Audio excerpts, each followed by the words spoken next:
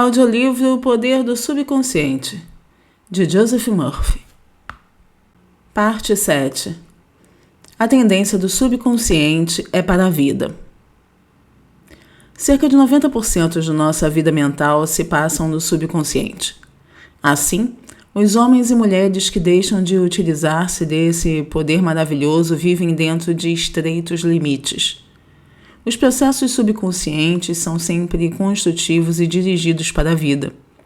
O subconsciente é o construtor do seu corpo e mantém todas as suas funções vitais.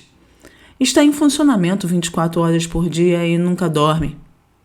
Está sempre tentando ajudá-lo e procurando preservá-lo de qualquer dano. A sua mente subconsciente está em contato com a vida infinita e a sabedoria ilimitada, e seus impulsos e ideias estão sempre voltados para a vida. As grandes aspirações, inspirações e visões de uma vida melhor e mais nobre saem do subconsciente.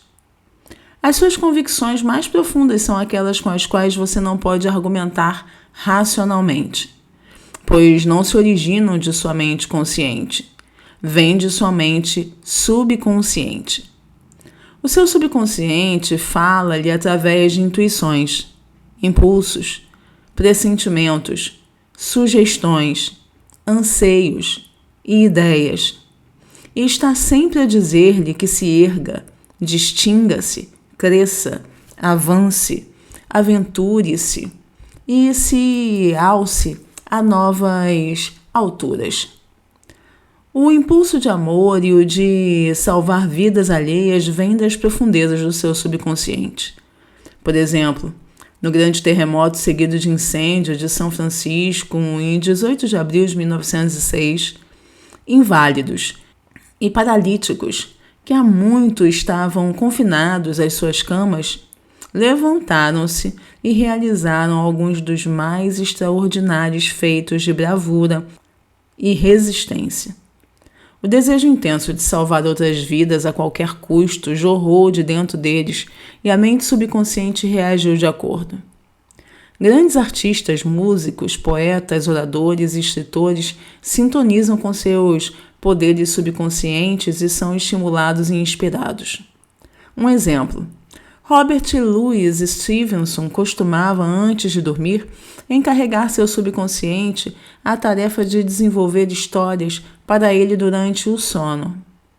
Ele estava acostumado a pedir a seu subconsciente que lhe desse uma história boa e de agrado geral. Quando sua conta no banco estava baixa, Stevenson contou que a inteligência da sua mente mais profunda dava-lhe a história, trecho a trecho, como um seriado. Isso demonstra como seu subconsciente lhe falará suave e sabiamente, dizendo coisas que sua mente consciente ignora. Mark Twain revelou ao mundo em várias ocasiões que nunca trabalhara em sua vida.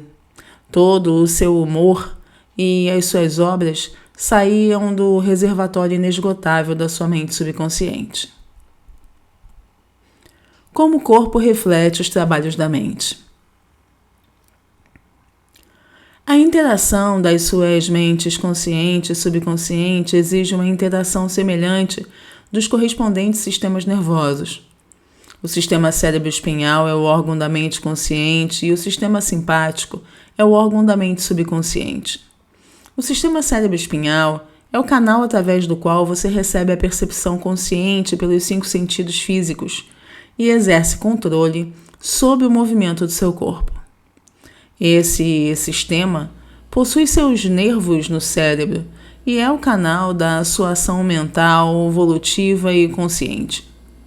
O sistema simpático, algumas vezes chamado de sistema nervoso involuntário, possui o seu centro numa massa ganglionar, localizada atrás do estômago e conhecida como plexo solar, ao qual se chama algumas vezes de cérebro abdominal. O canal daquela ação mental que sustenta inconscientemente as funções vitais do corpo. Os 2 sistemas podem trabalhar separadamente ou em sincronia. O juiz Thomas Troward, em seu livro As Conferências de Edimburgo sobre a Ciência Mental, diz: O nervo vago deixa a região do cérebro como uma parte do sistema voluntário e, através dele, controlamos os órgãos vocais. Mais adiante, passa pelo tórax e envia ramificações para o coração e os pulmões, finalmente passando pelo diafragma.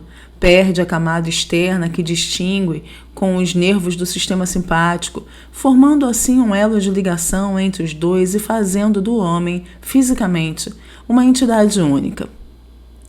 De maneira semelhante, diferentes áreas do cérebro indicam sua ligação com as atividades objetivas e subjetivas da mente. De modo geral, podemos indicar a parte frontal do cérebro como relacionada com as atividades objetivas e a parte intermediária partilha de ambas as características. De uma maneira mais simples, podemos situar a interação física e mental ao compreendermos que a mente consciente se apossa de uma ideia que induz uma vibração correspondente no sistema voluntário de nervos. Isso, por sua vez, provoca uma corrente similar a ser gerada no sistema involuntário de nervos, passando assim a ideia para o subconsciente, que é o meio criador. É dessa maneira que seus pensamentos se transformam em realidade. Cada pensamento acalentado por sua mente consciente e aceito como verdadeiro é enviado por seu cérebro ao plexo solar, o cérebro da sua mente subconsciente, para transformar-se em sua própria carne e ser trazido ao seu mundo como uma realidade. Há uma inteligência que vela por nosso corpo. Quando você estuda o sistema celular e a estrutura dos órgãos, como olhos, ouvidos, o coração, o fígado, a vesícula e etc., toma conhecimento de que consistem de grupos de células que formam um grupo de inteligência, por meio do qual funcionam juntos e são capazes de aceitar ordens e executá-las em função dedutiva. Há uma sugestão da mente dominadora, a mente consciente. Um estudo cuidadoso do organismo celular indica-lhe o que ocorre no complexo no seu corpo. Embora o organismo monocelular não possua órgãos, ainda assim dá provas da ação e reação mentais, desempenhando as funções básicas de movimento, alimentação, assimilação e eliminação. Muitos dizem que há uma inteligência que toma conta do nosso corpo, se nós deixarmos entregue a si mesmo. Isso é verdade, mas a dificuldade é que a mente consciente sempre interfere com suas evidências dos 5 sentidos, baseadas nas aparências exteriores, trazendo a influência de falsas crenças, temores e simples opiniões. Quando o medo, falsas crenças e padrões negativos são registrados em nossa mente subconsciente, através de condicionamento psicológico e emocional, não há outro caminho aberto à mente subconsciente que não agir de acordo com as especificações que lhe foram apresentadas. O subconsciente trabalha permanentemente pelo bem comum. O ser subjetivo que há dentro de você trabalha permanentemente pelo bem comum, refletindo um princípio inato de harmonia que há por trás de todas as coisas. O seu subconsciente possui sua vontade própria e é em si mesmo uma coisa bastante real. Age dia e noite, quer você atue sobre ele ou não. É o construtor do seu corpo, mas você não pode vê-lo, ouvi-lo ou senti-lo enquanto trabalha, pois se trata de um processo silencioso. Seu subconsciente possui vida própria. Está sempre voltado para a harmonia, saúde e paz. Essa é a sua norma divina, procurando expressar-se através de você em todas as ocasiões. Como o homem interfere com o princípio inato da harmonia? Para pensar correta e cientificamente, devemos conhecer a verdade. Conhecer a verdade é estar em harmonia com a infinita inteligência e o poder do seu subconsciente, que está sempre voltado para a vida. Cada pensamento ou ato que não é harmonioso, seja por ignorância ou intencionalmente, resultará em discórdia e limitações de toda espécie. Os cientistas já constataram que construímos um novo corpo de 11 em 11 meses. Portanto, do ponto de vista físico, temos realmente apenas 11 meses de idade. Se você constrói um corpo imperfeito com pensamentos de medo, raiva, ciúme e má vontade, o único responsável será você mesmo. Você é a soma total de todos os seus pensamentos, mas você pode evitar os pensamentos e imagens negativas. O caminho para libertar-se da escuridão é a luz. O meio para superar o frio é o calor. A maneira de suprimir os pensamentos negativos é substituí-los por bons pensamentos. Procure o bem e o mal desaparecerá. Porque é normal ter saúde, vitalidade e ser forte. A doença é uma anormalidade. A criança normal vem ao mundo com a saúde perfeita, todos os seus órgãos funcionando normalmente. Esse é o estado normal e deveríamos permanecer pela vida fora com saúde e vitalidade. O instinto de conservação é o mais forte instinto da natureza humana, constituindo uma verdade poderosa, sempre presente e constantemente em ação, inerente à própria natureza humana. É óbvio, portanto, que todos os nossos pensamentos, ideias e crenças devem possuir força maior quando estão em harmonia com o princípio da vida, inato que há em nós e que está sempre procurando preservar-nos e proteger-nos. Por isso é que as condições normais podem ser restauradas com maior facilidade e certeza do que podem ser induzidas às condições anormais. É anormal estar doente. Significa simplesmente que você está indo contra a corrente da vida e pensando negativamente. A lei da vida é a lei do desenvolvimento. Toda a natureza testemunha o funcionamento dessa lei, expressando-se silenciosa e constantemente através da lei do crescimento. Onde há desenvolvimento deve haver vida, e onde há vida deve haver harmonia, e onde há harmonia deve haver saúde perfeita. Se seu pensamento está em harmonia com o princípio criador do seu subconsciente, você está sintonizado com o princípio inato da harmonia. Se tem pensamentos que não estão em consonância com o princípio da harmonia, esses pensamentos aderem a você, atormentam, preocupam e finalmente trazem doenças e mesmo, possivelmente, a morte, se persistirem. Na cura das doenças, você deve aumentar o influxo e distribuição das forças vitais do seu subconsciente através do seu sistema. Isso pode ser realizado com a eliminação dos pensamentos de medo, ansiedade, ciúme, ódio e todos os outros pensamentos destrutivos que tendem a arrebentar e destruir seus nervos e glândulas, tecidos do corpo que controlam a eliminação de todo material sem utilidade. A cura do mal de Pote.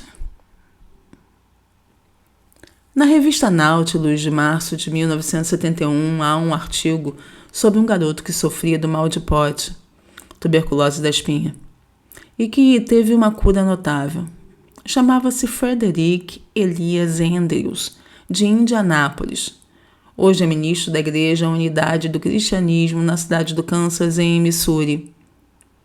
Ele começou a rezar, e de um menino paralítico e todo curvado, caminhando sobre os joelhos e as mãos, transformou-se em um homem forte, desempenado e bem formado. Criou sua própria afirmação, absorvendo mentalmente as qualidades de que necessitava. Várias vezes por dia afirmava repetidamente: sou perfeito.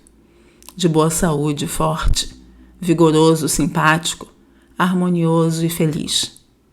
Perseverou nessa oração, informando depois que eram as últimas palavras que seus lábios pronunciavam à noite e as primeiras que eles pronunciavam pela manhã. Rezava também pelos outros, emitindo pensamentos de amor e saúde. Essa atitude mental e a maneira de rezar revertiam-lhe, aumentadas várias vezes. Sua fé e perseverança foram recompensadas. Quando pensamentos de medo e raiva e ciúme ou inveja desviavam-lhe a atenção, ele reagia imediatamente, concentrando-se em sua afirmação mental. Sua mente subconsciente reagiu em conformidade com seu pensamento habitual. É esse o significado da afirmação que se lê na Bíblia. Vai, a tua fé te salvou. Em Marcos, no capítulo 10, versículo 52. Como você pode ser salvo pela fé em seus poderes subconscientes? Um jovem que assistia às minhas conferências sobre o poder de cura da mente subconsciente tinha um grave problema no olho, o qual, segundo seu médico, precisava ser operado. Ele disse para si mesmo: meu subconsciente fez meus olhos e pode curá-los.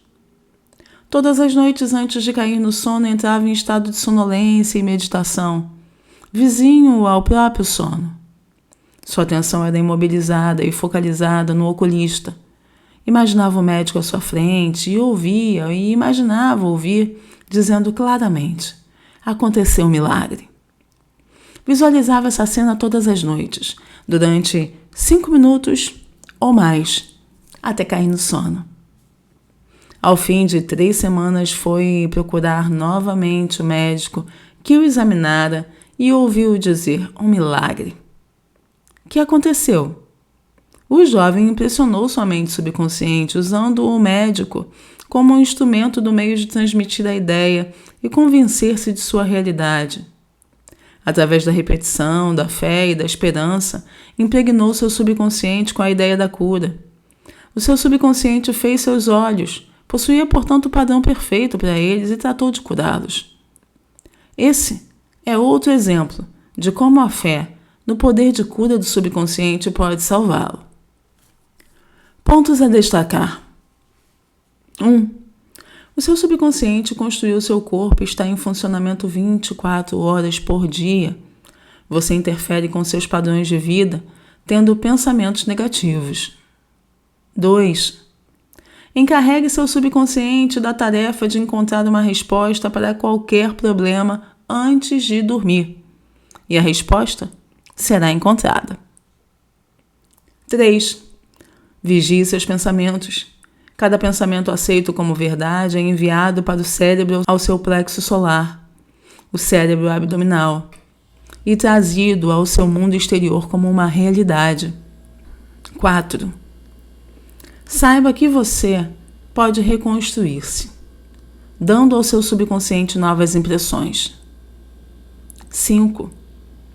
A tendência do subconsciente é sempre para a vida. Seu trabalho é com a mente consciente. Alimente o subconsciente com premissas verdadeiras. Seu subconsciente está permanentemente reproduzindo de acordo com seus padrões mentais habituais. 6. Você constrói um novo corpo em 11 meses. Mude seu corpo, mudando seus pensamentos e mantendo-os mudados. 7. O estado normal é a saúde. A doença é uma anormalidade. Existe um princípio inato de harmonia. 8.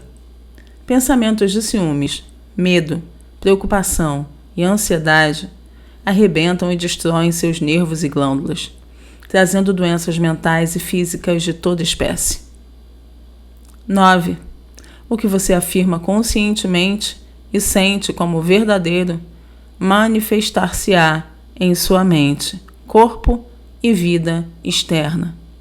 Afirme o bem e passe a gozar da alegria de viver.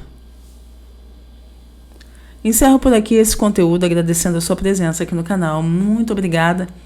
Espero que você tenha gostado desse vídeo e aguardo você na continuação do livro O Poder do Seu Subconsciente. Até lá!